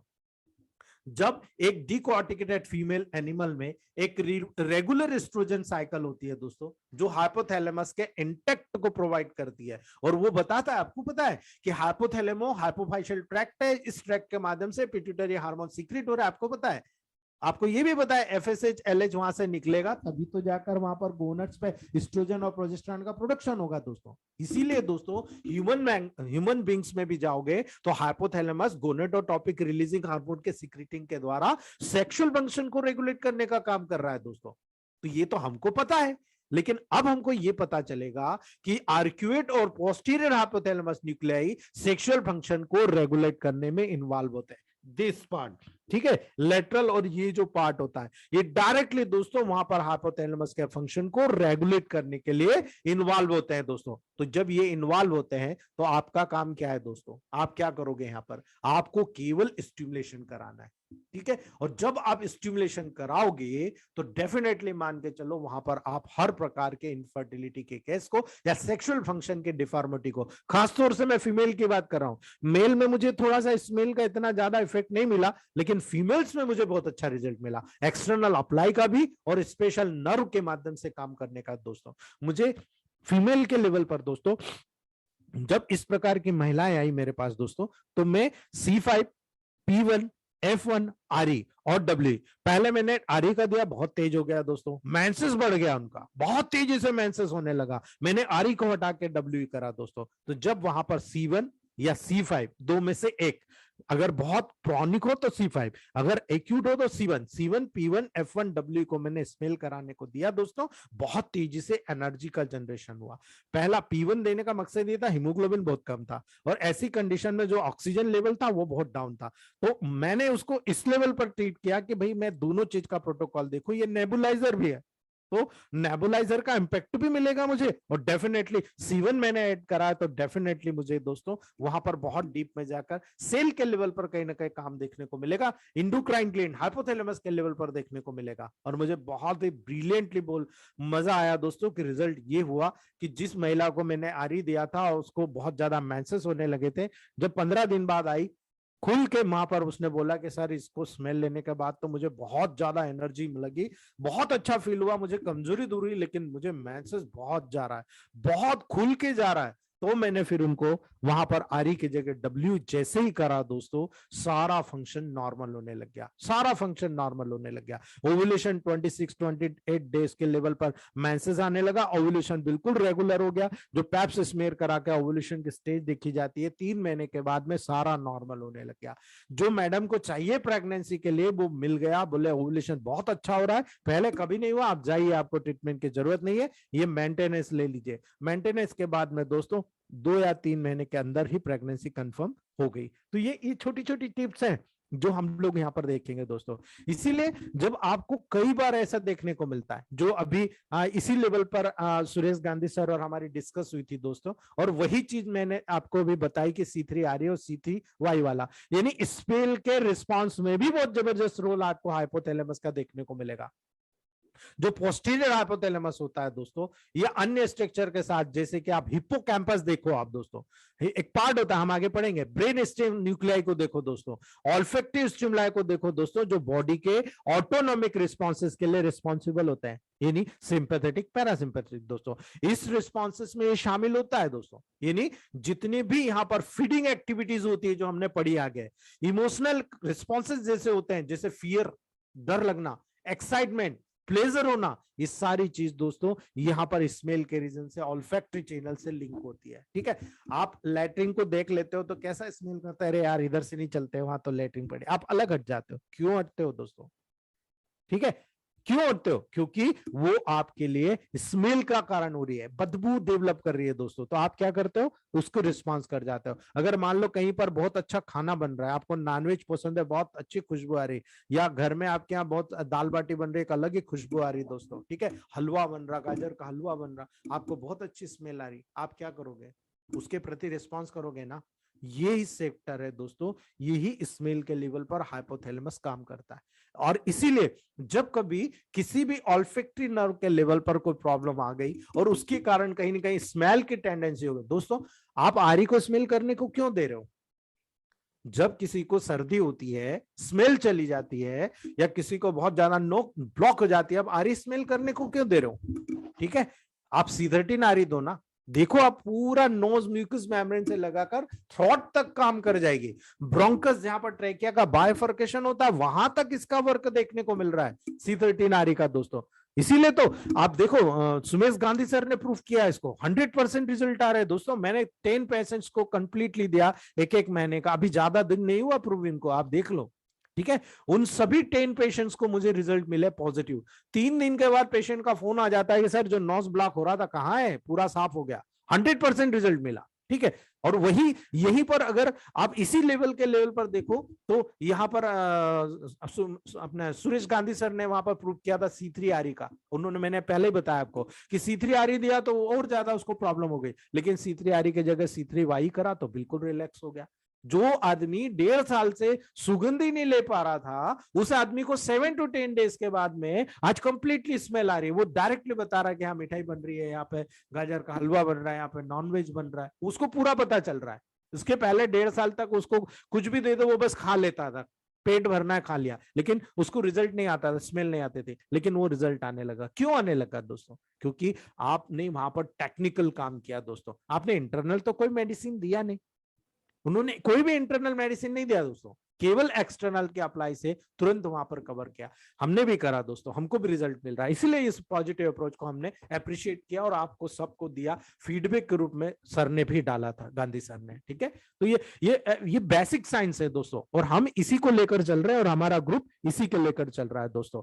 और अब हम बात करते हैं दोस्तों, जो यहाँ पर हाइपोथैलेमस का जो सबसे बेस्ट पार्ट होता है दोस्तों, वो होता है सिकाडियन रिदम।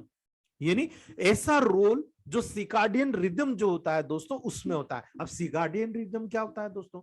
सिकाडियन रिदम जो होता है दोस्तों, मतलब एक कंटिन्यू रिदम। आप जो देखते हो दौड़ने वाले रनर को देखते हो, बिल्कुल एक रिदम से दौड़ा जा रहा है। आप दौड़ सकते हो क्या? आप दौड़ लोगे थोड़ी देर तो आपके हाथ पांव आमा जाएंगे, आपके हाथ पांव दुखने लग जाएंगे। भाई हम लोग क्रिकेट खेले कितने साल हो गए, अभी 3 दिन पहले मैंने एक ओवर बॉल डाली तो मेरा शोल्डर और बैक पेन होने लग गया। क्यों होने लग गया?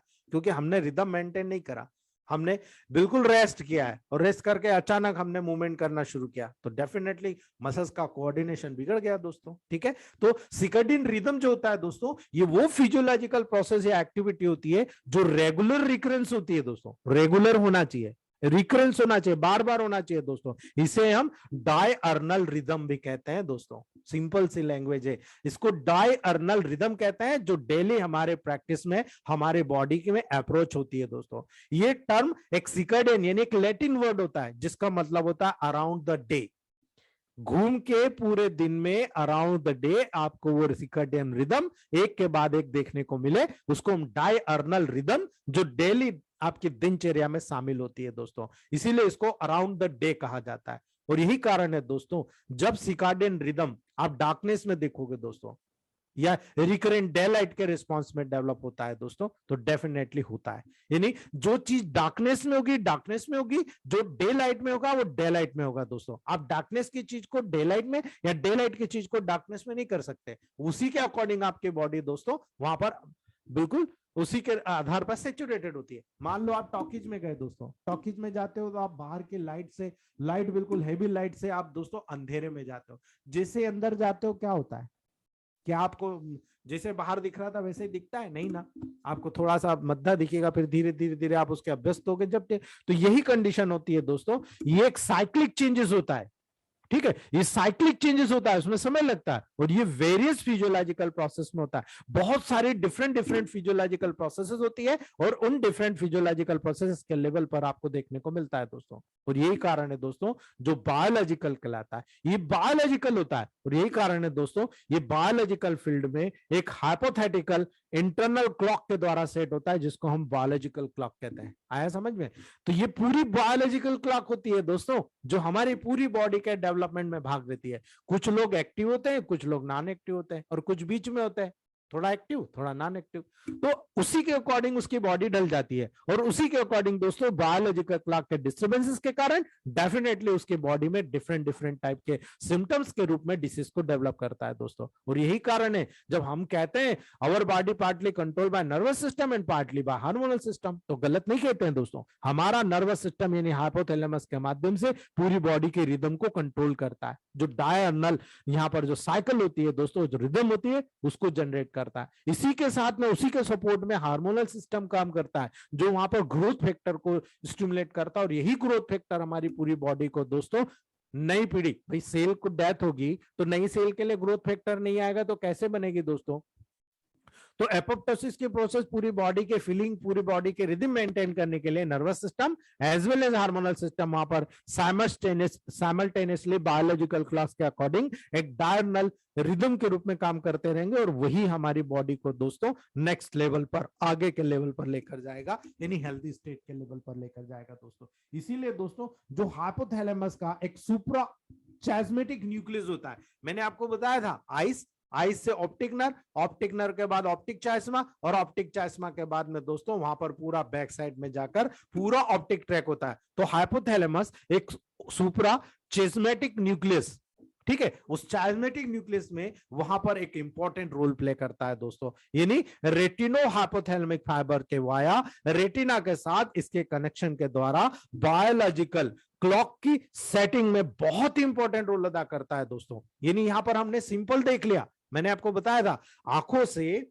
पीछे की साइड जाएंगे ऑप्टिक नर्व, ऑप्टिक नर्व आपस में दोनों साइड के ऑप्टिक नर्व बीच में मिलेगी जिसको बोलते हैं ऑप्टिक चाइस्मा, और उस ऑप्टिक चाइस्मा से पूरा ट्रैक जाता है हाइपोथैलेमस के पोस्टीरियर पार्ट तक दोस्तों, और उसके सुप्रा पार्ट तक। तो जो सुपीरियर पार्ट में जाएगा वो रेटिना के माध्यम से जाएगा दोस्तों। तो हमारी आंखों के द्वारा जो बैलेंस जा रहा है, जिससे हमारे को पूरी बॉडी को दिख भी रहा है और पूरा मूवमेंट भी उसी के अकॉर्डिंग हो रहा है। बस निकल रही है, आप देख रहे हो यार बस बिल्कुल नहीं यार बहुत बढ़िया लग रही है, तो आप भी उसके साथ में आपके मुंह को चेंज कर, आपका नेक बिल्कुल चेंज होता चले जाएगा। ये क्यों हो रहा है? बिकॉज ऑफ दिस दोस्तों। इसीलिए जब यहां पर ये कनेक्शन होता है दोस्तों, ये बायोलॉजिकल क्लॉक के सेटिंग के माध्यम से होता है दोस्तों। यद्यपि जो इफर्ट होता है वो फाइबर्स का होता है दोस्तों। जो फाइबर्स होते हैं उनमें डिफरेंट डिफरेंट पार्ट के सीक्वेंस सिग्नल्स को सेंड करने की क्षमता होती है, उसको रिसीव करने की क्षमता होती है दोस्तों। और यही कारण है, यही फाइबर जो वहां पर डिफरेंट डिफरेंट फंक्शन को सेंड कर रहे हैं या रिसीव कर रहे हैं दोस्तों, ये स्लीप,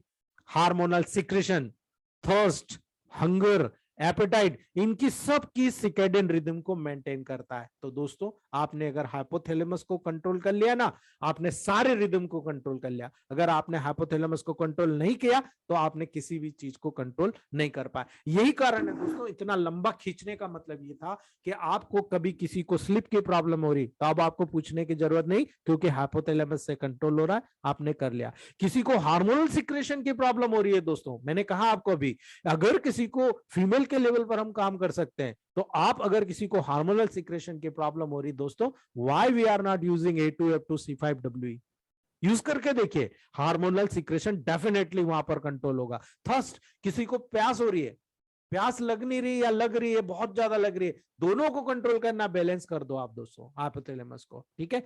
अगर मान लो किसी को भूख नहीं लग रही या बहुत ज्यादा लग रही, आप REY को जोड़कर आप कंट्रोल कर लो दोस्तों, डेफिनेटली वहां पर हो जाएगा, ठीक है। इसी प्रकार से अगर किसी को एपेटाइट, हंगर बहुत ज्यादा मतलब एपेटाइट हो गया या बहुत कम हो गया, बहुत आसानी से दोस्तों आप वहां पर अप्लाई करके स्मेल कराकर भी कंट्रोल कर सकते हो दोस्तों।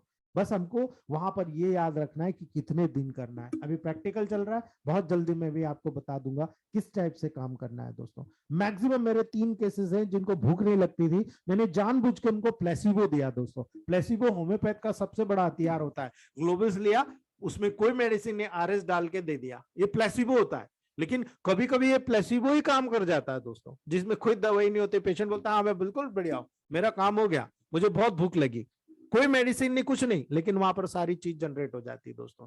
यही चीज हमको देखने का है।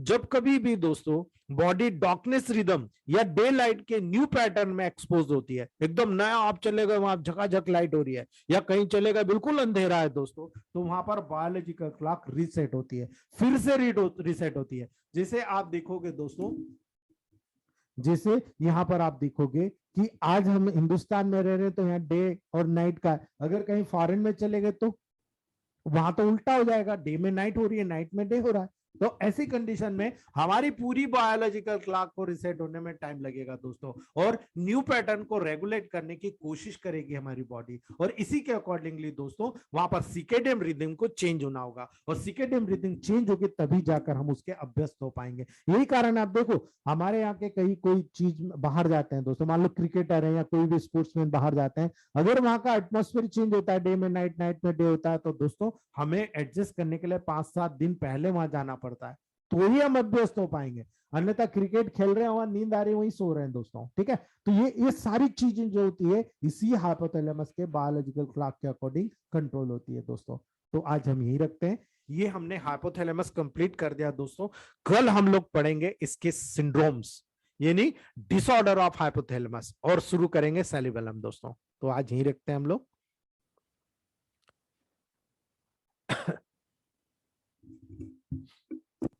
दोस्तों थैंक यू सर। जी सर नमस्ते। Sir thank you thank you sir, thank you thank you very sir, thank you sir. Hello sir flag में हेलो क्या भूख देना नहीं सर? लग रही हो तो क्या स्मेल थैंक यू कराने के सर लिए बोले हेलो सर? जी पंकज सर, भूख नहीं लग रही हो, मेरी मदर को भूख नहीं लगती है, तो क्या स्मेल कराने के लिए अभी आपने कहा सर? S1 आ रही S1RE-D4 T4।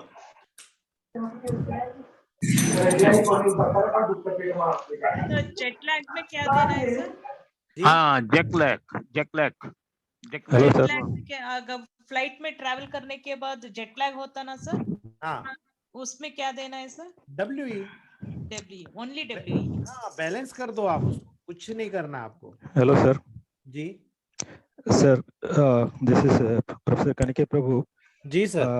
every day I am blessing you through my meditation so जी I normally don't say anything at all जी I think you are doing a wonderful job जी I don't want to ask any clarification but only one thing I want to know you said F2 and W जी what dilation I can make for the sleep for myself itself sir, आप केवल उसको forehead 40 number points पे जब apply कराएंगे तो सही है। हाइपोथैलेमस को आप स्टिमुलेट करेंगे, और ठीक है हाइपोथैलेमस होता है जो स्लीप सेंटर को स्टिमुलेट करता है। ठीक है, आप केवल उसको 30 ml में आप मतलब 27 ml RS लीजिए और 3 ml में मतलब 1.5 ml F2 1.5 ml W लीजिए। आप उसको अच्छे तरीके से मिक्स कर लीजिए। ठीक है, ये ठीक है D4 सर। बन जाएगा। इस ओके। D4 का आप फोरहेड पर लगाइए, आप पाम ओके। पे लगाइए, और लेग्स में नीचे जो पाम एरिया होता है पूरा हाँ फुट एरिया, वहां पर आप लगाइए विद इन, या फिर आप किसी भी पानी में डालकर उसमें आप थोड़ी देर के लिए 10 मिनट बैठ जाइए। दोनों ठीक काम कर सकते हो आप। ठीक देखो है इमीडिएट आपको 1 घंटे के अंदर बिल्कुल नींद आ जाएगी, और मस्त नींद आएगी आपको। ठीक है थैंक यू सर ठीक हेलो हाँ बच्चों डॉक्टर साहब बिहेवियर ये प्रॉब्लम जो होता है ना सर, जी उन लोगों के लिए ये अच्छा है ना? जनरल टॉनिक में C5 जिन एंड लोगों नेचुरल में टॉनिक। बिहेवियरल प्रॉब्लम होता है, अगर एक्यूट केस में उसको मतलब हो रहा है मेनिया या डिप्रेशन जैसा, तो आप केवल हाँ, C1 वर्वन वाई डाल दीजिए, हाँ। इमीडिएट 24 घंटे में फर्क पड़ जाएगा उसको। और ठीक है, नेचुरल टॉनिक में वेन आ रही है ना सर? नहीं पहले नहीं देना आप, पहले आप हाँ, वाई का प्रोटोकॉल देखो, उसके बाद में अगर आपको लगता है तो आरी का देना, जब डिप्रेशन बहुत ज्यादा होता है। पहले आप C1 ओके वर्वन वाई देकर उसको रिलैक्स कर दो, रिलीफ में ले आओ उसको। जैसे रिलीफ में आ जाता है, देन क्योर के लिए आपको वहां पर S10A1 आरी या S10A3 आरी को C1 के साथ मिलाकर आपको थर्ड डायल्यूशन में चलाना पड़ेगा, जब कंप्लीट क्योर इसी से होगा। ठीक है okay sir, thank doctor you. साहब ये जो रिवार्ड सेंटर है यही वो सेंटर है जो इलेक्ट्रिक स्टिमुलाई से सेक्स को भी सेटिस्फाइड कराता है, बिल्कुल सर, यही है ना? जी बिल्कुल, आप सही पकड़े हो। बिल्कुल, आरी को आप दे दो ना, तुरंत वहीं पर काम हो जाएगा। डब्ल्यू को दे दोगे तो ये हाइपोथैलेमस के रीजन को, पूरे रीजन को स्टिमुलेट करता है डब्ल्यू। क्योंकि ठीक डब्ल्यू मेन, F1 और W तो पूरा नर्वाइन मेडिसिन है, और वाई नर्वाइन है, लेकिन वो रिलैक्स करता है, केवल रिलैक्स करेगा। और डब्ल्यू क्या करेगा, कोई अगर बहुत ज्यादा बढ़ा हुआ है तो उसको भी बैलेंस करेगा, जो घटा हुआ है उसको भी बैलेंस करेगा, क्योंकि डब्ल्यू न्यूट्रल रेमेडी है। ठीक सर, जी ठीक ठीक ठीक, थैंक यू। जी हेलो जी सर। वो जो फोरहेड में मसाज करते हैं ना, उसमें बादाम ऑयल में मिक्स करने से लगाने से इससे बहुत अच्छा नींद आती है। हाँ बिल्कुल आएगा मैडम तुरंत, क्योंकि बादाम तो पौष्टिक होता है ना, हाँ जी सर। न्यूट्रिशन देता है, तो वो तो बहुत जल्दी काम करेगा। हेलो मेरे सर। को जी नींद आता है सर, बहुत नींद आता है सर मेरे को। जी, आप वाई यूज करो sir. Okay sir, thank you. आप एक काम करना, रोज 1 गिलास पानी में वाई की 1 ड्रॉप डालना, ठीक है, और उस गिलास को हर घंटे पर 1 चम्मच पीना। आप 10 डेज लीजिए आप। Okay sir. सर ये कह रहे हैं ज्यादा नींद आती है कि हाँ, इसीलिए तो वाई बोल रहा हूँ सर। वही वो ज्यादा नींद से छुटकारा तो है कि रेड दिलवाएगी? सर आप देखे तो देखो। ओ अच्छा। मैंने केवल 1 ड्रॉप का है सर। हाँ हाँ वो नेगेटिव हो जाएगी बहुत ज्यादा। बिल्कुल बिल्कुल, ठीक इसलिए तो बोला ठीक सर। ठीक जी ठीक हेलो है सर। जी ठीक हेलो है। Sir. Ji Sushma sir ma'am. नमस्कार। हाँ जी सर, सर आफ्टर मेरी 200 सर डायलेशन के मेरी बाद जो उसका चेंज होता है वो वाला एक्शन होगा फिर। बिल्कुल बिल्कुल देवांगन सर। जी सुषमा मैडम बोलिए। सर मेरी मदर इन लॉ ना 91 ईयर्स ओल्ड हैं, और उनको कोई बीपी नहीं है, कोई शुगर नहीं है, जी कोई कुछ नहीं है, सब कुछ ठीक है। लेकिन उनको हर 1-1.5 घंटे के बाद में खाने के लिए चाहिए। एक्सेस ऑफ फूड बहुत खाती हैं वो। जी तो उसके लिए सर क्या दें उनको कि ये केवल वाई 1 ड्रॉप दे दीजिए उनको डेली। अच्छा, 1 गिलास पानी में? 1 गिलास पानी में डेली दे दीजिए आप। ठीक है, ठीक ठीक है है सर। ना? उससे क्या होगा ना, हंगर हाँ सेंटर जो होता है ना, हाँ बहुत जी, ज्यादा स्टिमुलेट हो रहा है, आप हाँ उसको जी, रिलैक्स कर दो, हाँ जी, हाँ जी। है ना। अगर आरी दोगे तो और बढ़ जाएगा, आरी नहीं देना हमको, वाई देना है। आप 1 जी drop ji ji why they दो, आपको बहुत अच्छे से रिजल्ट मिलेगा। जी जी जी, thank you sir, thank you. वही देने से बहुत कम लगेगा। सर अभी ये उनको बहुत नींद आ रहा है तो वही बोल रहे थे ना सर, हाँ। ये नेगेटिव में वही बोल रहे थे ना सर, वो समझ में नहीं आया सर, फिर वह और रिलैक्स होता ना सर। सर आप मुझे बताओ, वाई पॉजिटिव दोगे तो रिलैक्स होगा ना, नेगेटिव दोगे तो क्या होगा? ऐसा सर वो मालूम नहीं सर। नर्वाइन हो जाएगी ना सर। ओ सर वो स्टिमुलेट होता है सर। सर वाई रिलैक्स करता है, स्टिमुलेट नहीं करेगा, वहां जाकर बैलेंस कर देगा। नेगेटिव में जाओगे तो नर, आप ट्राई करने दो उनको, 10 दिन के अंदर वो फीडबैक दे देंगे आपको। ठीक है सर, है ना। ठीक है जी, बिल्कुल ठीक है। सर मेरे को अमलाइज है क्या है मेरे को नहीं पता, लेकिन मेरे को एक नव के ऊपर एक गठान की तरह ऐसा था, तो मैंने सब कुछ अप्लाई किया, कुछ भी नहीं मिला, तो मैंने S5 200 को अप्लाई किया सर, एक ही दिन में वो गायब हो गया सर। वो मेरे को 5 साल से था वो गठान। वेरी गुड, एक दिन में गला गया, वेरी गुड, गल गया सर। बहुत बढ़िया। S5 200 यस सर जी, बहुत अच्छा। सर मेडिटेशन करते समय भी बहुत नींद आती है, तो उसमें भी वाई काम करेगा? बिल्कुल करेगा काम सर, ट्राई कीजिए आप। ठीक है सर, थैंक यू सर। अगर आप लोगों को पॉजिटिव लेना तो आरी लीजिए, फटाफट लीजिए 4 से 6 बार, लेकिन उसके विपरीत असर करना है तो वाई की 1 ड्रॉप आप डाल के देखिए, आपको पता चल जाएगा। ठीक है दोस्तों, यही रखते हैं हम लोग। Okay, thanks sir, good night. Thank you sir, good night. Good night sir. Thank you sir. Good night sir. Good night.